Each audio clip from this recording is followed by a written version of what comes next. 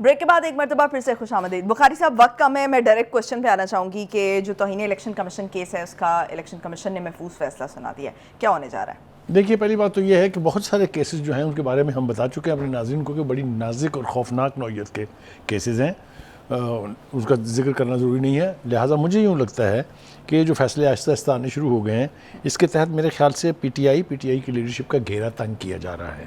مجھے اس کے بارے میں کوئی وہ ابہام نہیں ہے. دوسری طرف یہ ہے کہ پارٹی کے اندر سے ایک اور فتنہ اٹھا ہے جس کا نام اکبر بابر ہے.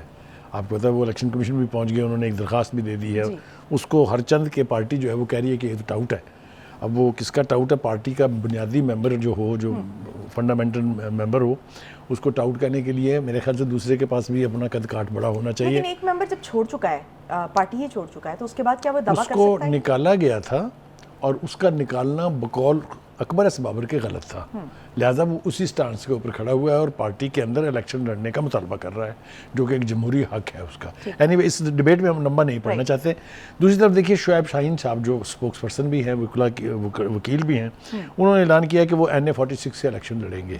خود سے وہ سیلف کلیمڈ, ابھی کسی پارٹی کی طرف سے باقاعدہ کوئی اعلان نہیں ہے. لیکن انہوں نے جو ایک اور بات کہی ہے وہ زیادہ گھمبیر اور خوفناک ہے. وہ یہ ہے کہ جی زیادہ تر ٹکٹ جو ہے وہ وکلاء کو دیے جائیں گے, اور اس کی پہلے ہمیں ایک پارٹی کی طرف سے وضاحت اور آئی تھی کہ تاکہ وہ اپنے مقدمات لڑ سکے اور اپنا دفاع کر سکے. لیکن کیا ان کے پاس سیاسی کوئی آپشن نہیں ہے؟ آ رہا ہوں نا, وہیں آ رہا ہوں.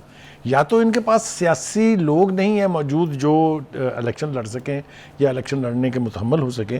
لیکن ایک سوال ضرور اٹھ رہا ہے بڑی شدت کے ساتھ کہ وہ جو الیکشن کے لیے ٹکٹوں کے کھاتے میں اربوں روپے اکٹھا کیا گیا تھا, اگر آپ کو یاد ہو اعجاز چودھری کی جو آڈیو لیک تھی جس میں اس نے کہا کروڑ روپے ٹکٹ اپلائی کرنے کا, کروڑ روپے ملاقات کرانے کا, وہ لوگ کیا کہیں گے جب ان کو ٹکٹ نہیں ملے گی؟ تو وہ تو ان کے گلے آئیں گے. تو میرا نہیں خیال کہ ایک بہت اچھی صورتحال پیدا ہونے جا رہی ہے ان کے لیے. یہ بہت گھمبیر قسم کا عمل ہوگا اگر اس طریقے سے پولیٹیکل ورکرز کو اوائڈ کر کے اور ٹکٹیں جو ہیں وکلاء کو دی گئی, پی ٹی آئی مزید تقسیم ہونے کا امکان ہوگا. بہت شکریہ بخاری صاحب. ناظرین آج کے لیے اتنا ہی, مجھے دیجیے اجازت. پاکستان کی ہمیشہ پائندگی کی دعا کے ساتھ اللہ حافظ.